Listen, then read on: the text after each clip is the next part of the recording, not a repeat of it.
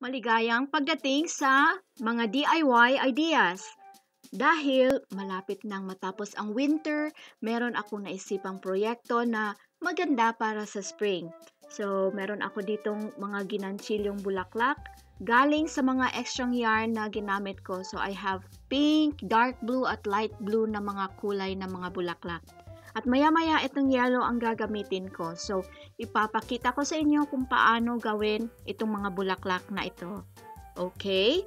So, simula na tayo. At meron ako ditong isang size 5 na hook. Tapos, gagawa tayo ng magic ring. So, tignan niyong mabuti kung paano gawin ito. So, ganyan. Ipasok yung yarn. At pagkatapos ay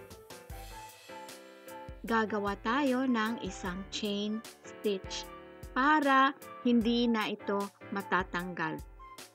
So, pwede mong i-adjust ang itong ring na ito. So, gagawa tayo ngayon ng isang double crochet. So, tignan niyo mabuti. Ayan.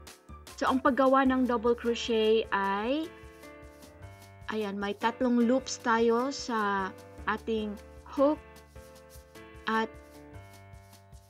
ipasok lang yung yarn sa 2 loops. So, ayan. Ang pang-apat na double crochet stitch natin. After ay isang single crochet stitch. Ganyan. So, yan na yung first na petal natin. So, gagawa ulit tayo ng isang petal. So, isang double crochet stitch.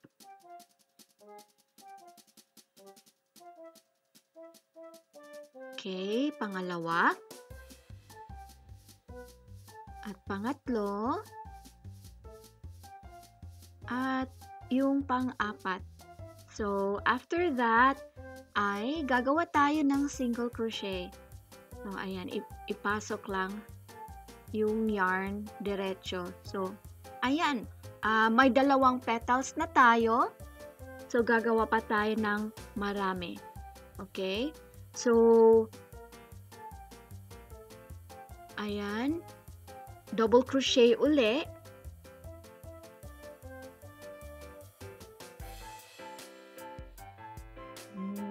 Apat. Okay. Tapos, isang single crochet. Ayan. So, i-continue lang ang pattern na ito sa paggawa ng mga petals at meron na ako dito 5 petals. So, ayan, may single crochet stitch na ako. At hihilahin natin tong yarn dito para lumiit yung ating ring. Ayan, lumiit na yung butas ng ating bulaklak. At pagkatapos ay puputulin natin itong ating yarn. Okay. Ayan. Okay, so pwede na nating hilahin itong yarn dito at ipasok natin ito dito sa likod.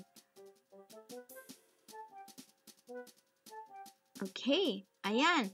At gagawa tayo ng knot dito sa likod para hindi ito matatanggal. So, gusto ko 2 knots para siguradong hindi na ito matatanggal. At itong extrang yarn, pwede rin kayong gumawa ng knot dito sa may dulo para pwede nyo itong isabit at gawing pang decoration. Okay. So, ayan. Pwede nyo na yang isabit kung saan nyo man gusto itong isabit. At, so, andito yung 3 pang mga bulaklak na pinakita ko sa inyo kanina. At sana ay nagustuhan ninyo itong video na ito. At di lang naging masaya sa panonood nito, kundi ay natutunan nyo rin ang paggawa ng mga bulaklak na ito. So, I hope ay bigyan nyo kami ng thumbs up. At mag-subscribe kayo sa aming channel. So, yeah. Hanggang sa muli. Paalam!